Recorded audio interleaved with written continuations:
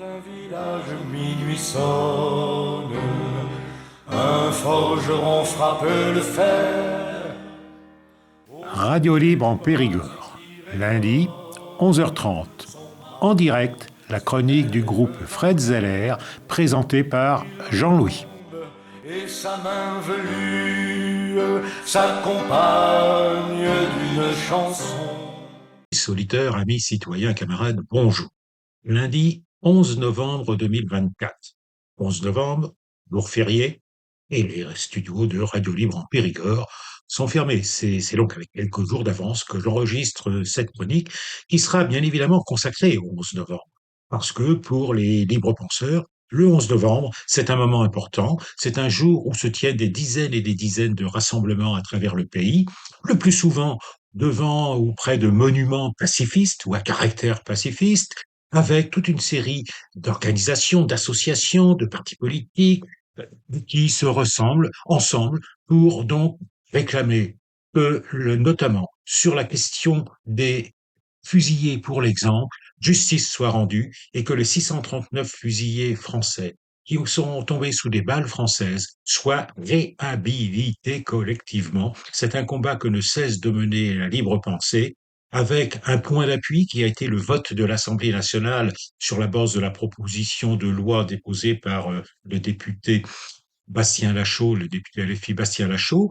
L'Assemblée nationale avait apporté son soutien à cette proposition et cette proposition a été ensuite repoussée par le Sénat et puis il y a eu la dissolution. Donc, eh bien, l'ouvrage sera remis en place parce que c'est nécessaire. Nous ne baisserons jamais les bras sur cette question jusqu'à l'obtention donc de la réhabilitation de l'ensemble des fusillés pour l'exemple.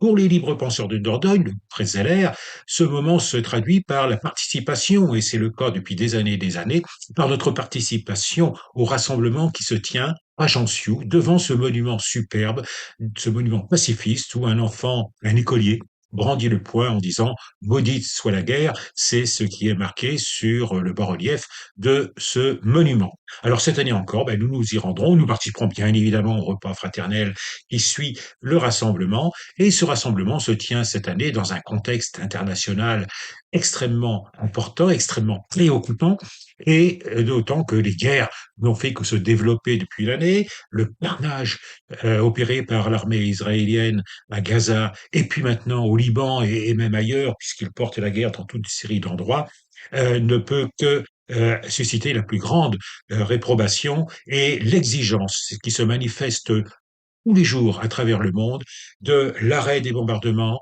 de l'arrêt des livraisons d'armes à ce gouvernement génocidaire. C'est absolument indispensable que ces choses-là soient manifestées de la manière la plus massive et qu'elles puissent faire fléchir les différents gouvernements. Alors maintenant, nous allons écouter, puisque nous sommes entre guillemets le 11 novembre, un discours qui va être prononcé dans nombre d'endroits, dans ces différents rassemblements, au moment même de la diffusion de cette chronique, donc sur le coup de 11h, 11h30, suivant les lieux. Ce discours, c'est celui qui a été préparé par la Fédération nationale de la libre pensée et que j'ai également donc enregistré pour qu'il puisse être porté à la connaissance des auditrices et auditeurs de Radio Libre au Périgord. Comme je disais, au moment même, il est prononcé dans toute une série, dans des dizaines de rassemblements à travers le pays. Et puis, après la lecture de ce discours, nous en arriverons à peu près au terme de cette chronique. Je vous propose à ce moment-là d'écouter la version complète de la chanson qui nous sert d'indicatif, de jingle pour notre chronique, à savoir Le Forgeron de la Paix. C'est une chanson dont j'ai déjà raconté l'histoire, c'est une chanson qui a une histoire très paradoxale et je vous propose donc de l'écouter en entier à la fin de cette émission, après donc la lecture du discours du 11 novembre. Alors simplement pour rappeler un petit peu l'importance de cette chanson, c'est une chanson qui a été créée par deux auteurs-compositeurs qui n'avaient strictement rien de militant ouvrier, mais dont les paroles sont éminemment et sans la moindre ambiguïté des paroles pacifistes, des très belles paroles, et cette chanson, créée donc fin 19e siècle, a été, après la mort des deux auteurs et du compositeur également de cette chanson, est ressortie, remaniée j'allais dire, sali par des auteurs qui se sont vautrés dans un, comment dire, dans une forme de nationalisme et de cocardier absolument abject en transformant cette chanson, le forgeron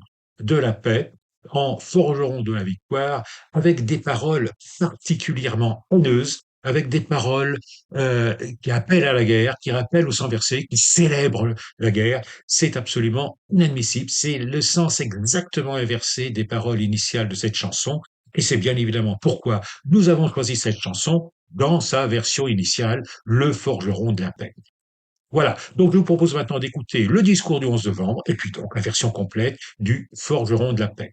Merci, et donc je vous dis tout de suite à la semaine prochaine, lundi 18 novembre, qui sera une émission particulière sur laquelle nous reviendrons et que nous annoncerons, je pense, dans les tout prochains jours sur les différents supports, bien évidemment de Radio Libre en Périgord et également sur les vecteurs médias que nous utilisons au niveau du groupe Fred Zeller. Merci et à la semaine prochaine. La guerre n'est plus un devenir, elle est déjà là. Amis, citoyens, compagnons, camarades. Je vous apporte le salut fraternel de la Fédération nationale de la libre pensée et de la Fédération nationale laïque des associations des amis des monuments pacifistes. Nous disions l'année dernière au même endroit.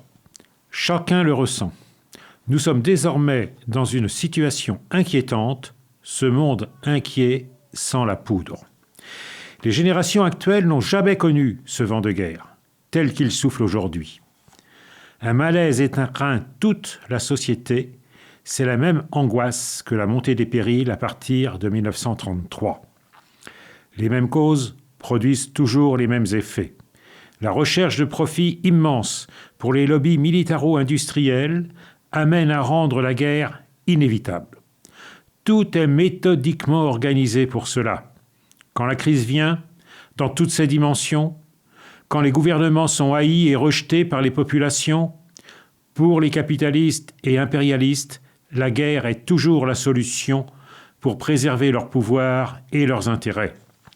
La libre pensée dénonce la militarisation croissante dans la société, l'économie, l'adaptation de l'armée à la situation nouvelle, la militarisation de l'école, l'alignement sur l'OTAN, des budgets militaires en hausse exponentielle, 413 milliards pour la seule loi de programmation militaire. Tous les ingrédients sont là, sur un fond où l'impérialisme français perd ses positions coloniales ou postcoloniales à l'étranger, les unes après les autres. Il suffit de voir la triste palinodie de la conférence du Liban à Paris, il y a peu, où les deux principaux protagonistes du conflit, Israël et l'Iran, sont absents pour s'en rendre compte. Il faut la guerre à Emmanuel Macron, agent de la finance et du capitalisme, pour tenter de reprendre des parts de marché. C'est aussi la militarisation de la jeunesse par la mise en œuvre du service national universel qui s'avère chaque jour comme un échec retentissant et un véritable gouffre financier. Chaque semaine, on apprend un scandale lié au SNU.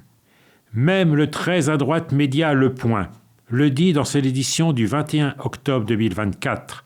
Budget 2025. Et si on supprimait le SNU ? En phase de test, le service national universel coûte cher sans atteindre ses objectifs. Sa généralisation nécessiterait entre 3,5 et 5 milliards d'euros par an. Fin de citation de la revue Le Point. Les opposants au SNU sont chaque jour plus nombreux et plus déterminés que jamais à en finir avec cette ode permanente à l'armée, aux uniformes, à la discipline militaire.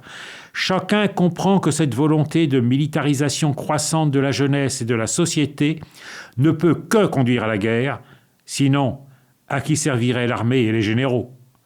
À quoi sert de fabriquer des bombes atomiques et des armements de plus en plus sophistiqués, si ce n'est pour s'en servir un jour ? Même le pape François, pourtant apôtre de la théorie de la guerre juste, ses prédécesseurs lui ont laissé cela en héritage, est obligé d'en convenir. Dans son discours du 10 janvier 2022, aux membres des corps diplomatiques accrédités auprès du Saint-Siège, c'est la formule exacte, il déclarait, citation, « Le dialogue et la fraternité sont plus urgents que jamais. Tous les conflits sont facilités par l'abondance des armes. Celui qui possède des armes finit tôt ou tard par les utiliser, car on ne peut pas s'aimer avec des armes offensives dans les mains. » Fin de citation. Vous voyez que la libre pensée n'est pas sectaire, on cite même le pape dans un discours pacifiste. Nous combattons la guerre et l'économie d'armement qui ne peut conduire qu'à la guerre généralisée. C'est aussi pourquoi nous ne cesserons d'agir pour la réhabilitation collective des 639 fusillés pour l'exemple de la Première Guerre mondiale. Rappelons qu'en 1917, au moment des mutineries, il y eut 450 condamnations à mort prononcées par les conseils de guerre. 27 soldats furent fusillés et 1500 furent condamnés lourdement. Le sang des 639 fusillés, pour l'exemple, coula dans les mêmes rigoles que celle des millions de morts dans les tranchées.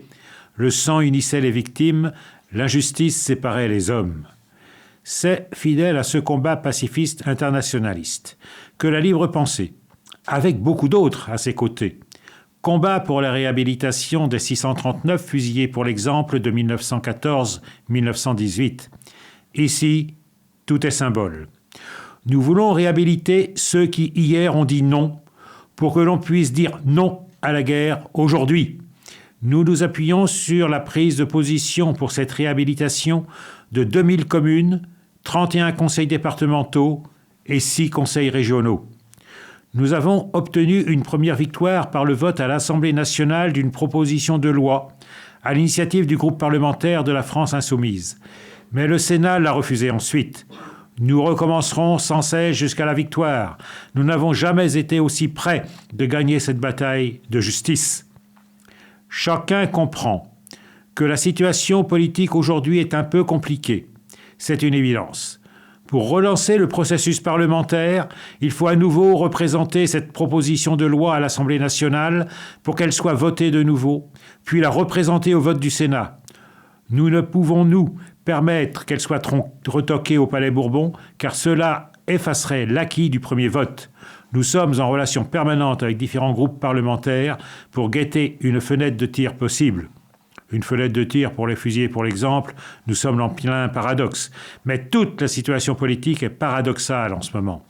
Emmanuel Macron, dans son délire de pouvoir personnel, exacerbé à l'extrême et aidé en cela par l'extrême droite, et bien d'autres, de la droite à une certaine gauche qui se renie chaque jour davantage, a refusé de nommer un Premier ministre issu de la coalition parlementaire arrivée en tête parce qu'elle n'était pas majoritaire absolue. Alors il en a nommé un d'un parti qui a fait 5,4% aux élections. C'est quoi sinon prendre les gens pour des imbéciles ? Toute la situation se tend vers un possible coup d'État dont on ne peut préjuger la forme et le contenu. Mais il ne reste plus, in fine, que cela à cet apprenti Bonaparte. N'oublions pas que le coup d'État est permanent sous la Ve République. Et avec ce coup d'État viendra nécessairement une répression accrue, si c'est encore possible de faire pire. Et la guerre, nécessairement. Et la guerre comme une folle aventure pour garder le pouvoir. Il y a incontestablement du Netanyahou chez Macron. Tous les totalitaires se ressemblent. L'autre solution pour dénouer la crise et trouver une solution positive, c'est de redonner la parole au peuple par l'élection d'une constituante souveraine qui décidera librement de quelles institutions le pays a besoin pour un gouvernement du peuple, par le peuple et pour le peuple. La crise est nationale et aussi internationale. Aujourd'hui, la barbarie se déchaîne au Moyen-Orient et en Ukraine. On est frappé de stupeur par les chiffres annoncés. 600 000 Russes, 480 000 Ukrainiens. Le bilan humain de la guerre en Ukraine dépasse le million de morts et blessés. 41 000 morts, dont plus de 16 000 enfants, et plus de 96 000 blessés à Gaza, en Palestine. Au moins 2 546 personnes auraient été tuées, dont 127 enfants depuis octobre 2023. 11 862 autres auraient été blessés, dont 890 enfants au Liban, depuis l'agression de l'État sioniste d'Israël. Plus de 400 millions de femmes et d'hommes vivent aujourd'hui au Moyen-Orient, soit 5,5% de l'humanité. À Gaza et à Beyrouth, c'est l'humanité que l'on assassine, comme en Ukraine. On assiste à des tueries de masse qui recommencent pour des questions de territoire. Rappelons que le mot « sacrifice » vient d'une racine latine qui veut dire « faire du sacré ». On voit que dans ces guerres, la dimension religieuse est bien présente et prégnante. Leur sacré religieux est sanctifié par le sang des populations que l'on assassine et que l'on sacrifie pour des intérêts sordides. Le génocide du peuple palestinien rappelle celui du million de tziganes par les nazis et celui des milliers de prisonniers soviétiques sur qui furent expérimentés pour la première fois le Zyklon B en 1941, qui assassina ensuite des millions de juifs dans les camps d'extermination à partir de 1942. Le grand historien Robert Olivier Paxton, dans un récent ouvrage « Le fascisme en action », écrivait, citation, « Alors que les régimes fascistes n'auraient pu survivre sans se lancer dans de nouveaux territoires pour leur race, Lebensraum Spatio Vitale, espace vital, et qu'ils ont délibérément choisi la guerre d'agression à cette fin, ayant clairement l'intention de faire monter encore d'un cran la tension dans la population. » Fin de citation. Ces lignes ont été écrites pour l'Italie fasciste de Mussolini et l'Allemagne nazie d'Hitler, et on peut les appliquer sans problème au conflit entre Zelensky et Poutine, et aussi à l'État sioniste, assassin d'Israël et de Netanyahou. Ces lignes ont été écrites pour l'Italie fasciste de Mussolini et l'Allemagne nazie d'Hitler, et on peut les appliquer sans problème au conflit entre Zelensky et Poutine, et aussi à l'État sioniste assassin d'Israël de Netanyahou. Comment ne pas penser aussi à ce que disait Curtis LeMay, ancien pilote des B-17 Flying Fortress pendant la guerre contre le Japon, et qu'il réutilisera pendant la guerre du Vietnam quand il deviendra chef d'état-major des États-Unis. Citation, « Nous allons les ramener à l'âge de pierre ». Dans le même temps, les génocidaires veulent faire taire la presse en assassinant systématiquement les journalistes palestiniens et arabes, car le crime, pour rester impuni, doit rester silencieux et surtout sans témoin. Et dans le même temps, leurs complices qui ont aussi du sang sur les mains discutent et collocutent à l'infini pour contester le terme de génocide à Gaza contre le peuple palestinien pour justifier la guerre de Netanyahou. Imre Kertész, lauréat du prix Nobel de littérature en 2002, pour une écriture contre l'arbitraire barbare de l'histoire, et qui fut un adolescent vivant la souffrance des camps à Auschwitz puis à Buchenwald, a définitivement réglé ce problème en disant en substance contre les révisionnistes et les négateurs des chambres à gaz que le véritable problème d'Auschwitz est qu'il a eu lieu, et avec la meilleure ou la plus méchante volonté du monde, nous ne pouvons rien y changer. Je vous conseille de regarder sur Planète Plus en replay un documentaire en 3 parties sur le procès Eichmann à Jérusalem. C'est édifiant. Il est montré que pour avoir la bombe atomique contre les pays arabes, Israël a négocié avec la RFA pour avoir accès à sa technologie et aussi avec la France de Gaulle. Adenauer a accepté à condition qu'Israël témoigne en faveur de certains criminels de guerre nazis au procès de Nuremberg, ce qui les a sauvés de la peine d'emprisonnement ou de mort, et plus tard d'arrêter la traque des nazis criminels de guerre.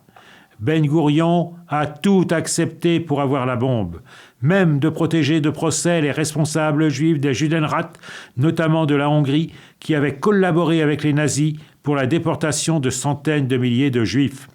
Eichmann, dans sa folie mégalomaniaque, a réalisé des interviews à un journaliste argentin nazi sur des bandes magnéto où il avoue tout et qu'il était responsable de l'organisation du génocide. Le procureur général du procès d'Eichmann a demandé à maintes reprises au gouvernement d'Israël de lui procurer les bandes magnéto que les USA pouvaient avoir. Ben Gourion a tout fait pour empêcher cela, pour garder des relations avec la RFA, car le principal conseiller d'Adenauer était impliqué dans le génocide par l'élaboration des lois de Nuremberg contre les Juifs. Le gouvernement et l'administration de la RFA étaient truffés d'anciens nazis, et si les bandes magnéto avaient été rendues publiques, le scandale faisait chuter Adenauer et Israël n'aurait pu avoir la bombe atomique. L'État d'Israël a donc protégé et sauvé des nazis assassins pour ses propres intérêts, contre la justice rendue aux 6 millions de juifs assassinés. Et ces gens-là dénoncent pour antisémitisme tous ceux qui défendent le peuple palestinien génocidé à son tour. La grande crainte, probablement de la RFA, était qu'Israël lui remette Eichmann pour qu'il soit jugé en Allemagne, ce qui aurait tout dévoilé. Il fallait donc faire taire au plus vite Eichmann, qui fut condamné à mort pour qu'il ne parle pas, malgré l'intervention de plusieurs intellectuels juifs, dont Martin Buber, pour qu'il ne soit pas condamné à mort. L'un des responsables juifs du Judenrat de Budapest, qui avait collaboré avec les nazis pour la déportation de milliers de juifs hongrois à Auschwitz et qui avait témoigné à Nuremberg en faveur de certains nazis sur ordre du gouvernement israélien, fut mystérieusement assassiné par 3 tueurs à Jérusalem. Il ne devait pas parler lui aussi. Ce documentaire, donc, qui a été diffusé sur Planète Plus, ce documentaire est passionnant et tout est révélé à la fin. Les bandes magnétiques furent redécouvertes par hasard en 1990 et confirmaient ce qu'avait dit le procureur général. Eichmann était bien l'organisateur du génocide et il dévoilait certains noms. Les révisionnistes d'aujourd'hui ont une longueur d'avance et aussi un gros problème sur ceux d'hier. C'est que le génocide est encore en cours et qu'il y a des témoins, des victimes, des survivants, des preuves. Et ils devront répondre de leur complicité de crimes contre l'humanité. Le sang des 16 000 enfants palestiniens ne s'effacera pas. Il leur restera toujours sur les mains. La libre pensée sera toujours aux côtés du peuple palestinien pour son droit de vivre sur sa terre. Elle participe et participera encore à toutes les initiatives unitaires contre la guerre, contre l'économie d'armement, contre le SNU et pour la défense des libertés. C'est pourquoi la libre pensée dénonce la politique de répression du gouvernement Macron-Darmanin qui entend interdire toute expression de solidarité avec le peuple palestinien. La libre pensée condamne ces interdictions de manifester notre solidarité et appelle à y participer sous la forme que chacun choisira librement. La libre pensée réaffirme sa totale solidarité avec le peuple palestinien et son droit légitime et indéfectible à rester et à reprendre sa terre. Aujourd'hui, l'épicentre de la répression macroniste se concentre à Montpellier contre les défenseurs du peuple palestinien soumis à un génocide. La libre pensée avec le mouvement boycott des investissements sanctions, BDS, subit une répression accrue menée par un préfet qui a déjà traîné devant les tribunaux pour avoir interdit des manifestations qui ne lui plaisaient pas, un véritable autocrate comme son maître Macron. Il vient de déposer une plainte pénale contre notre camarade Alban de Souter, responsable de la libre pensée de l'Hérault, pour avoir lu, à la fin d'une manifestation, la déclaration nationale de la libre pensée en soutien au peuple palestinien. Le préfet est le représentant de l'État et de son gouvernement. Cette plainte pénale est donc désormais une affaire d'État. La dernière fois que l'État s'en est pris à la libre pensée, c'était en novembre 1940, quand Pétain et le régime de Vichy ont dissous et interdit quasiment en même temps la libre pensée, les confédérations syndicales et les obédiences maçonniques. On voit que la Macronie a de bien curieuses références et une nostalgie certaine, et on comprend qu'Emmanuel Macron fasse fleurir et honorer Pétain aux Invalides. Ceci explique cela. Mais nous avons tous ensemble la force irréversible et puissante d'en finir avec cette répression d'État et avec le régime qui va avec. Nous vous appelons à signer massivement. L'appel qui a déjà reçu des milliers de signatures en solidarité avec notre camarade de l'Hérault et contre la répression contre la libre pensée. Répression et acharnement contre les militants de l'Hérault, dénonçant le génocide en Palestine, ça suffit. Et donc ça, c'est le titre de cette pétition à signer en ligne. Et donc nous vous mettrons bien sûr le lien. Nous appelons toutes les organisations, associations, syndicats, partis à prendre position pour cela et à faire connaître largement leur prise de position. Amis, citoyens, compagnons, camarades, on n'a pas fini d'entendre à nouveau dans ce pays, dans les villes, les villages et les campagnes, dans les usines, les bureaux et les chantiers, dans les écoles, les lycées, les universités en France et dans bien d'autres pays, le mot d'ordre universel des combattants de la liberté humaine, ni Dieu ni maître, à bas la calotte, et vive la sociale. Et je vous remercie. Dans un village minuit sonne, un forgeron frappe le fer. Auprès du brasier qui rayonne, son marteau s'élève dans l'air. Il retombe et sa main velue s'accompagne d'une chanson. En forgeant un soc de charrue pour une prochaine moisson.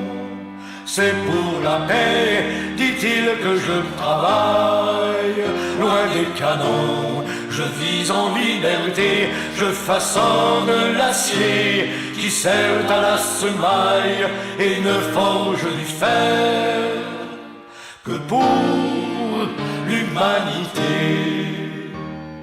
Soudain par la porte qui s'ouvre, entre une femme au teint bronzé, sous le long manteau qui la couvre, elle tient un glaive brisé.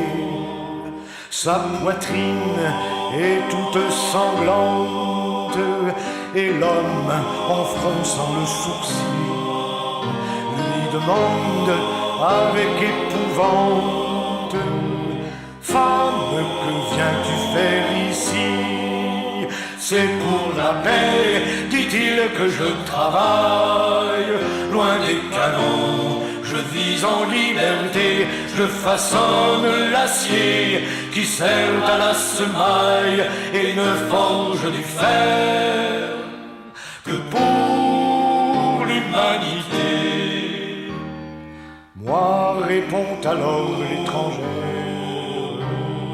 dans les sillons je mets du sang. Reconnais-moi, je suis la guerre et forge mon sabre à l'instant.